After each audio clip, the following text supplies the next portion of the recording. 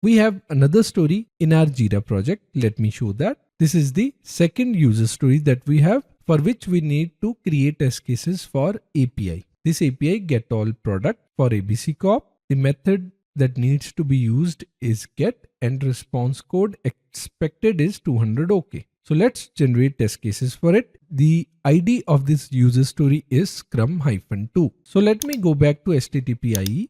Let me change the ID here and let's click on send button again to generate test cases for this user story. Let's see the logs in Visual Studio Code as well. Here you can see we are fetching details now for story scrum-2. You can see JSON response that we have received for this story. You can see the description of the story present here. You can see the extracted acceptance criteria, which is this is the URL with the get method, and response code for this API is expected to be 200 OK. And for this API, we need to generate the test cases. Let's wait for a few minutes while the AI model Mistral is generating test cases for this story.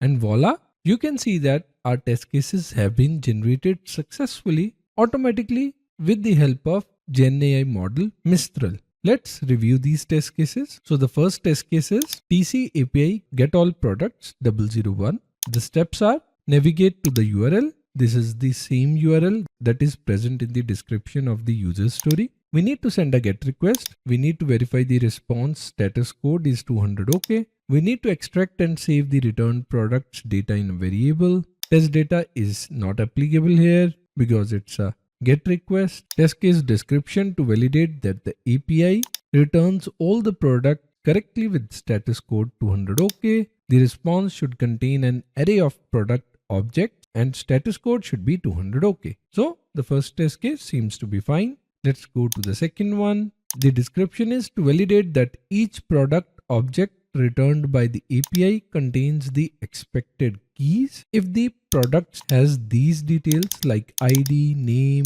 price, description, and are being returned with these details in the response, then this test case is applicable. Otherwise, we might have to update this test case, but it's a good one. The third test case is verify that there are no duplicate products. This is again a good test case to make sure that there are no duplicated products present. The fourth one is check if the response contains at least 5 product objects. Now this test case might or might not be applicable depending on what is the minimum number of expected products in the response. And the fifth and the final test case is to validate that the API returns valid products with non-empty strings for product names and descriptions and positive number for prices. Now this is a good test case because it is checking non-empty strings and also positive prices. This also validates that whether the prices can be negative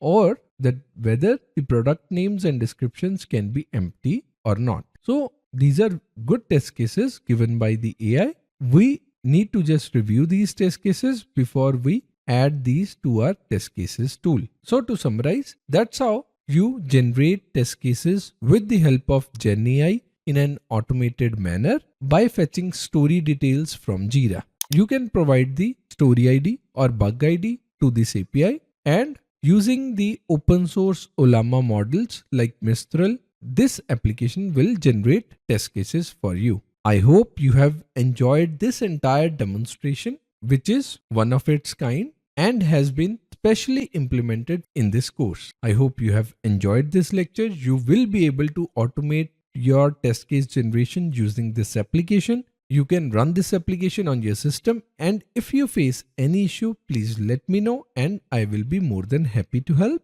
Please post your questions in the Q&A section and I try to answer those questions as early as possible. I hope you have enjoyed this entire demonstration. Thanks for watching. See you in the next lecture.